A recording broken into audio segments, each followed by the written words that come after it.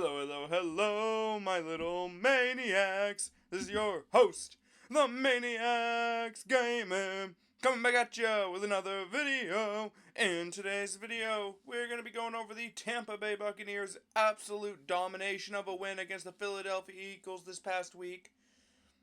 So let's get it. We will start with Philly and then go to Tampa. So Jalen Hurts went 18 for 30 with 158 yards, 5.3 a throw, 1 touchdown, no picks. But he did take 6 sacks, lost 44 yards, and had a couple fumbles in there as well. 56.6 QBR and a rating of 85.1. Yeah, I'm going to be honest with y'all. Jalen Hurts kind of played like dog crap, I'm not going to lie. But he just did not have a good game. Had a couple throws that should have been picked off. Had a lot of bad throws. It was just not a good game for him overall. Especially considering most of his offense came from Dallas Goedert and Saquon Barkley.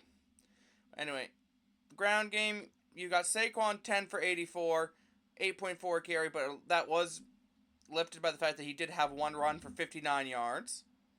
And then Hurts had 8 for 22.5 carry, lawn of 7. He did have a rushing touchdown. That was a push-tush touchdown. And Kenneth Gainwell, who had 2 carries for 9 yards, no touchdowns, 4.5 a carry. And his longest run was 9 yards.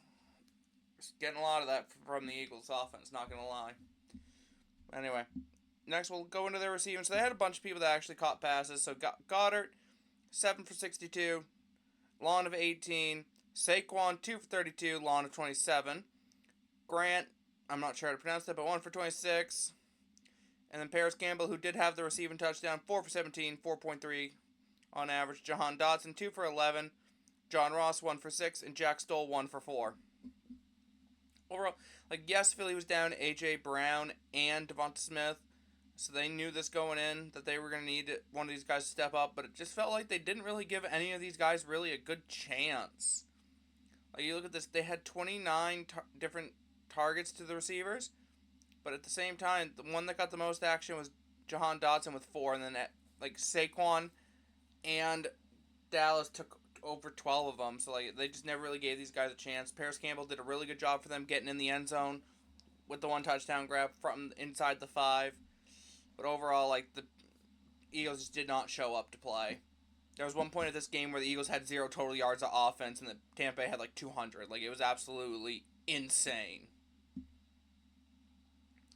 And then fumbles. You had 2 for Jalen, one of which was lost. And then Cooper DeJean had the 1 fumble with the 1 loss. So this technicality was not a fumble on his fact. So basically what happened was he was going to fair catch a punt, and his teammate decided to throw the Tampa Bay gunner into him, trying to draw the penalty for fair catch interference, not realizing that he intentionally did it himself, so it actually did not count, and it resulted in Tampa Bay recovering said fumble. I don't even know what they were thinking there. And then Fred Johnson had the recovery on Jalen Hurts' fumble. Anyway, defensive-wise, they did really okay, all things considered. Sorry. Darius Slay led the team in tackles. They had a couple passes defended. Sack for Brandon Graham where he was just unblocked. And then Josh Sweat, just when time was running out. There were no picks. 1 kick returned by Will Shipley that went 23 yards. And then two punts, neither one of which was returned. They had to fair catch them. And then shout out Jake Elliott going for 2 for 2. And then Braden Mann's punt stats. Rah. And the Tampa Bay side of things. So Tampa Bay kind of took it easy in the second half. They didn't really force anything. They didn't do anything too crazy in the second half, as seen by the box score up top here. They went up 24-7 in the first half, and they kind of took it easy the rest of the game. They did have a blocked extra point that was returned for 2 points. So shout out to the Eagles for that.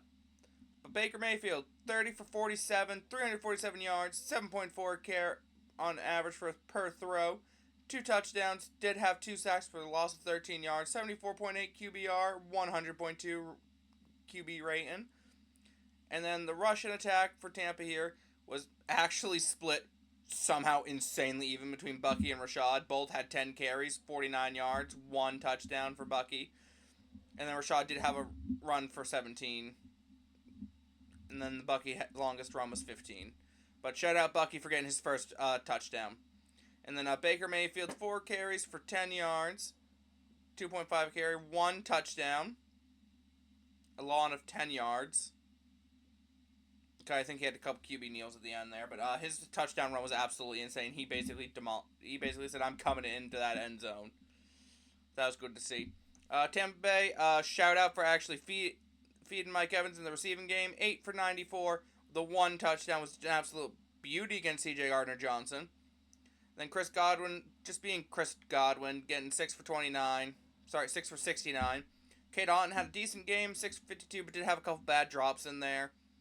Sterling Shepard, who got elevated from the practice squad due to McMillan being out with a hamstring injury.